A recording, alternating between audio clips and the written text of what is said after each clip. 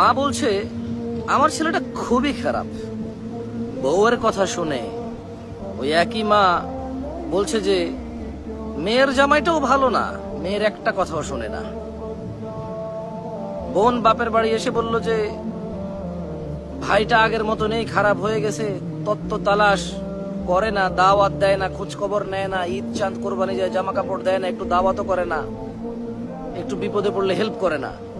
আবার ওই বোনটাই বলে আরে জানিস তোর দুলাভাইটা খুবই খারাপ, কাম কাজ করে করবি কি আর, বোনের দাওয়াত দে, বাগিনারে দাওয়াত দে, আজকে বোনের এটো হয়েছে, ভাইয়ের ওটো হয়েছে, সারাদিন তো বোন ভাই করে করে তার জীবন শেষ করে দিল।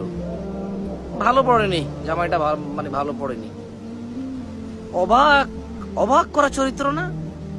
মা তার ছেলের জন্য যে চরিত্রকে অপছন্দ করে, ঘৃণা করে, বদদোয়া করে, কিন্তু মা তার মেয়ের জামাইয়ের জন্য এমন চরিত্রের আকাঙ্ক্ষা করে এবং কামনা করে, দোয়া করে।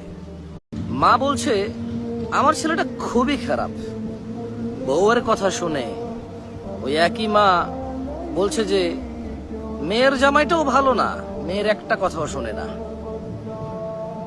বোন বাপের বাড়ি এসে বলল যে ভাইটা আগের মতো নেই, খারাপ হয়ে গেছে, তত্ত্ব তালাশ করে না, দাওয়াত দেয় না, খোঁজ খবর নেয় না, ঈদ চাঁদ কোরবানি যায় জামা কাপড় দেয় না, একটু দাওয়াতও করে না, একটু বিপদে পড়লে হেল্প করে না।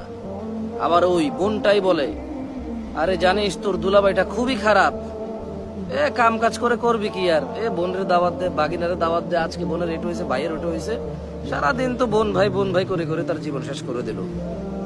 ভালো পড়েনি জামাইটা, ভালো পড়েনি।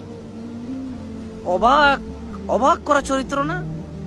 মা তার ছেলের জন্য যে চরিত্রকে অপছন্দ করে, ঘৃণা করে, বদদোয়া করে, কিন্তু মা তার মেয়ের জামাইয়ের জন্য এমন চরিত্রের আকাঙ্ক্ষা করে এবং কামনা করে, দোয়া করে।